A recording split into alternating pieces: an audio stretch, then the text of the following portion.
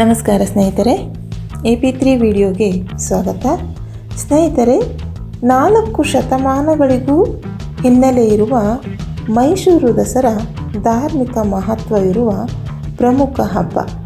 ನವರಾತ್ರಿಯ ವೈಭವ ಹಾಗೂ ವಿಜಯದಶಮಿಯ ಸಂಭ್ರಮದ ಭಾಗವಾಗಿ 10 ದಿನಗಳ ಕಾಲ ನಡೆಯುವ ಉತ್ಸವ. ಅದರಲ್ಲೂ ಕೊನೆಯ ದಿನದ ವಿಜಯದಶಮಿಯಂದು ನಡೆಯುವ ಚಿನ್ನದ ಅಂಬಾರಿ ಹೊತ್ತ ಆನೆ ಮೇಲೆ ಚಾಮುಂಡೇಶ್ವರಿ ತಾಯಿ ಮೂರ್ತಿಯನ್ನು ಇರಿಸಿ 5 ಕಿಲೋಮೀಟರ್ ಮೆರವಣಿಗೆಯ ಮೂಲಕ ಸಾಗುವ ಲಕ್ಷಾಂತರ ಭಕ್ತರು ನಿಂತಲ್ಲೇ ದರ್ಶನ ಪಡೆಯಲು 6-7 ಗಂಟೆ ಕಾಯುವ ಭಕ್ತಿಭಾವದ ಸಂಗಮವೂ ಹೌದು. ಮೈಸೂರು ದಸರಾದ ವಿಜಯದಶಮಿ ಮೆರವಣಿಗೆ ಎಂದರೆ ಅದು ಜಂಬೂ ಸವಾರಿ. ಮೈಸೂರಿನ ಉತ್ಸವ ಎನ್ನುವುದು ಜನಜನಿತ. ಚಾಮುಂಡೇಶ್ವರಿ ತಾಯಿಯ ವಿಗ್ರಹವನ್ನು ಇರಿಸಿ ಆನೆ ಮೇಲೆ ಮೆರವಣಿಗೆ ಮಾಡುವುದು ಮೊದಲಿನಿಂದಲೂ ನಡೆದುಕೊಂಡು ಬಂದಿದೆ. ಮೈಸೂರು ಮಹಾರಾಜರಿಗೆ ಚಾಮುಂಡಿ ಬೆಟ್ಟದ ಶ್ರೀ ಚಾಮುಂಡೇಶ್ವರಿ ತಾಯಿಯೇ ಮನೆದೇವರು. ಅಲ್ಲದೆ ಮೈಸೂರು ಯದುವಂಶಸ್ಥರು ದೈವ ಭಕ್ತರು. ಗೌರವ ಶ್ರದ್ಧೆಯಿಂದಲೇ ಎಲ್ಲವನ್ನೂ ಆಚರಿಸಿಕೊಂಡು ಬಂದಿದ್ದಾರೆ. ಇದೇ ರೀತಿ ಜಂಬೂ ಸವಾರಿ ಭಾಗವಾಗಿ ಚಾಮುಂಡೇಶ್ವರಿ ದೇವಿಯ ಮೆರವಣಿಗೆಯನ್ನು ನಡೆಸಿಕೊಂಡು ಬಂದಿದ್ದಾರೆ. ಮೊದಲೆಲ್ಲ ಮಹಾರಾಜರನ್ನು ಮೆರವಣಿಗೆ ಮೂಲಕ ಕರೆತರಲಾಗುತ್ತಿತ್ತು. ಆನೆ ಮೇಲೆ ಬರುತ್ತಿದ್ದರು. ರಾಜತತ್ವ ಅಳಿದು ಪ್ರಜಾಪ್ರಭುತ್ವ ಬಂದ ಮೇಲೆ ಇದು ನಿಂತು ಹೋಗಿದೆ. ಈಗೇನಿದ್ದರೂ ಆನೆ ಹಾಗೂ ಅಂಬಾರಿಯ ಮೆರವಣಿಗೆ ಚಾಮುಂಡೇಶ್ವರಿ ತಾಯಿಯ ಮೇಲೆ ಭಕ್ತಿಭಾವದ ಹಿಂದಿನ ಪರಂಪರೆ ಮುಂದುವರೆದುಕೊಂಡು ಹೋಗುತ್ತಿದೆ. ಜಂಬೂ ಸವಾರಿಗೆ ಶತಮಾನದಿಂದಲೂ ಆನೆಗಳನ್ನು ಬಳಸಲಾಗುತ್ತಿದೆ. ಮೈಸೂರು ಯದುವಂಶಜರು ವನ್ಯಜೀವಿ ಪ್ರಿಯರೂ ಹೌದು. ಅಲ್ಲದೆ ಆನೆಯನ್ನು ಗಣೇಶ ಎನ್ನುವ ರೂಪದಲ್ಲಿ ನೋಡಲಾಗುತ್ತದೆ.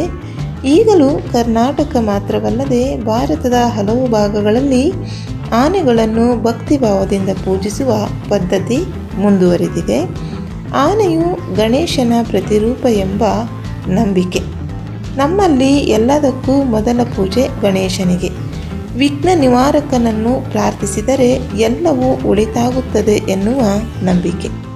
ಆನೆಯನ್ನು ಗಣೇಶ ಎನ್ನುವ ಭಾವದಿಂದ ಪೂಜಿಸುವುದರಿಂದ ಅಂಬಾರಿಯನ್ನು ಆನೆಯ ಮೇಲೆ ಕೂರಿಸುವುದು ಮುಂದುವರೆದಿದೆ. ಆನೆಗಳು ಅತ್ಯಂತ ಬುದ್ಧಿವಂತ ಪ್ರಾಣಿಗಳು. ಅಷ್ಟೇ ಅಲ್ಲ, ಮನುಷ್ಯನ ರೀತಿಯಲ್ಲೇ ಸಂಘಜೀವಿಗಳು. ಅವು ಮನುಷ್ಯ ಹೇಳಿದ ಮಾತನ್ನು ಪಾಲಿಸುತ್ತವೆ.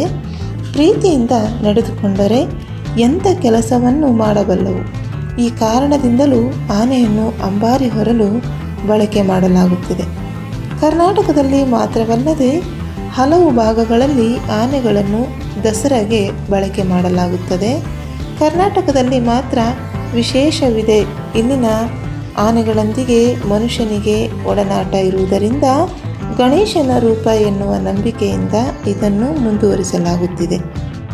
ಆನೆಗಳು ಭಾರತದ ಎಲ್ಲ ಭಾಗದಲ್ಲೂ ಇವೆ. ಕರ್ನಾಟಕದಲ್ಲಿ ಮಾತ್ರ ಅಧಿಕ ಸಂಖ್ಯೆಯಲ್ಲಿವೆ.